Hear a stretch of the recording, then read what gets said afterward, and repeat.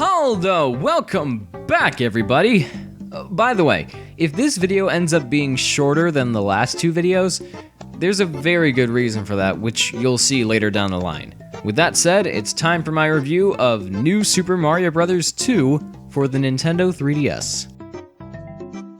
I don't really have much else to talk about for this intro, so, give me cut to the next thing now. Hello? Is anybody there? I remember being quite excited when Shigeru Miyamoto revealed that a new 2D Mario game was in development for the 3DS, especially when he said it was going to be a whole new kind of Mario. Then when the game was revealed to be a sequel to New Super Mario Bros. For the DS, I was like, oh. Well, I was kinda hoping for something else, but that sounds pretty cool, I guess. New Super Mario Bros. 2 was released on August 19th, 2012. It was the first Nintendo game released as both a physical copy and a digital download via the eShop. This is good for me because I was up in Canada when the game came out, and the closest GameStop we could find was over an hour away. So I ended up getting the digital copy. So, all that aside, is New Super Mario Bros. 2 worth checking out? Well, see for yourself. We start off with Mario and Luigi flying through the skies collecting coins, because amiibos don't come cheap. And while their backs are turned, the Koopalings capture Princess Peach. Gosh, how long has it been? Like 45 seconds? This place really does have the worst security ever. Either that or Peach has some competence issues, though that really wouldn't surprise me at this point. Anyway, you know the drill by now. Peach gets kidnapped and you have to save her. Oh, while I'm at it, I should probably take this opportunity to address a few comments made about my earlier videos.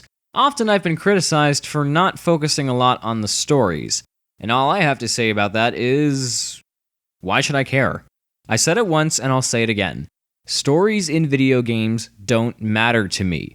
I'm only covering the stories in the Mario games because A, they're really simple and easy to follow, for the most part, and B, I can get some pretty funny material out of it. Now, I do believe video games can have good stories and still be good, but the gameplay is the most important factor. Speaking of which, let's get into that. New Super Mario Bros. 2 plays exactly like the original New Super Mario Bros. Same controls, same confusing lack of a spin jump, and we even get a few power-ups back, such as the Mega Mushroom. Yes, Mega Mario returns to destroy our family. But for whatever reason, the only power-up that doesn't return from the DS version is the blue shell. I don't get it, why didn't they bring it back? As for the rest of the power-ups, we have some other old favorites. Surprisingly enough, the Super Leaf finally makes a return after a 22-year absence. Well, it technically came back in Super Mario 3D Land first, but it didn't work correctly in that game. Here, it does what it's supposed to do, turn Mario into a flying raccoon. Now, why it turns Luigi into a fox instead of a raccoon is something I'll never understand. I don't get it, that's just stupid. Revolt in the street! Oh, yeah, Luigi's back too. Yay! In fact, I'm gonna use this to segue into the multiplayer. Like in the beta version of New Super Mario Bros. DS, 2 players can control Mario and Luigi in the single-player campaign. It's like the multiplayer in New Super Mario Bros. Wii, only less chaotic. Because this time, only 2 players can work together, and not 4. Personally, this is a change that I'm more than happy with. Playing with up to 3 other friends got way too crazy in New Super Mario Bros. Wii. Besides, having Mario and Luigi working together is what it's all about. It is called Super Mario Bros. For a reason. Who'd you expect? I especially love that the camera focuses on each player's character separately, unlike in the last game where the camera zoomed out to show all the players on screen, which admittedly led to a lot of confusion. The only problem I have with the multiplayer can be summed up in 4 words. No single card play. In the original New Super Mario Bros., if 2 players wanted to compete in the Mario vs. Luigi mode, it didn't matter if they both had a copy of the game, just as long as at least one of them did. Here, both players need a copy of the game in order to play with each other.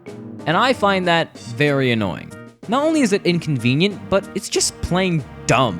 I want to be able to play with my brother, but because he doesn't have a copy of the game and I do, we can't. Back to the gameplay.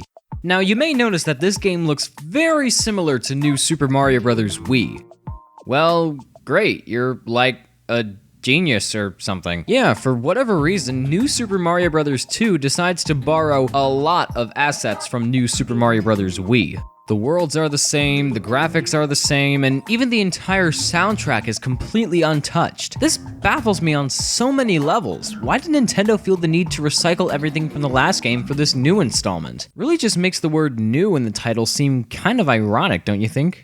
Okay, to be fair, New Super Mario Bros. 2 does have something new to offer, or at least kind of new. The big gimmick of the game is collecting coins.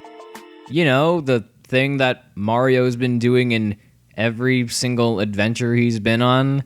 Yeah, it's a pretty weird gimmick to base a game off of, but that means we now have different ways of collecting coins. These include some new special levels made specifically for doing just that, and perhaps the most unnecessary power-ups in Mario history: the Gold Flower and the Gold Box. The Gold Flower works exactly like the Fire Flower, only it lets you shoot golden fireballs that turn brick blocks into coins. The Gold Box sticks to Mario's head, making him look like a creepy Minecraft skin, and the faster he runs, the more coins he gets. Now, having these power-ups here would make sense for what the game wants you to do, but if this was any other Mario game, then these power-ups would serve absolutely no purpose. Now, I know what some of you are probably thinking: why is the game so focused on making me collect coins? Do I get something cool for doing it? Well, I'll get back to you on that. Like the previous games, New Super Mario Bros. 2 is broken up into 8 worlds, but this time there are only 6 main worlds, while the other 2 are treated as special worlds: World Mushroom and World Flower. This change seems kind of pointless if you ask me, but it's nothing I'll post angry YouTube comments about. Each world has a fortress level and a castle level. However, the fortress levels don't have you fighting Bowser Jr. like the original New Super Mario Bros. In fact, Bowser Jr. is nowhere to be seen in this game. Maybe he was out having a playdate with the Koopa Kids from Mario Party?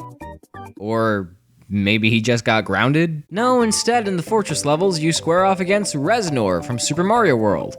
That's pretty neat, I guess, but there's really no point of him being here. Anyway, castle levels have you squaring off against one of the 7 Koopalings. Nothing special here. Final boss is Bowser. Alright.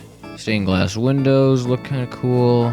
Hit the switch, goes boom, and yep, just what I thought, a fake out. Alright, I'm sorry. I know it seems like I'm just kind of rushing through it, but really, guys, what else can I talk about?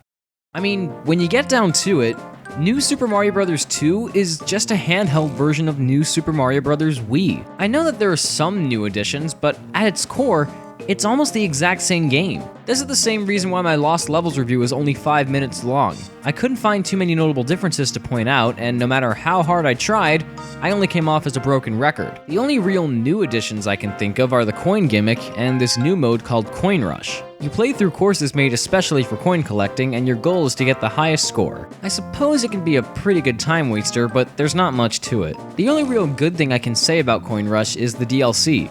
Yeah, you can download other course packs to play if you have any spare change. I haven't played many of these, but the best one is definitely the classic course pack. It's nothing but remakes of levels from Super Mario Bros. And Super Mario Bros. 3, which, I have to admit, is pretty awesome. But here's where I draw the line.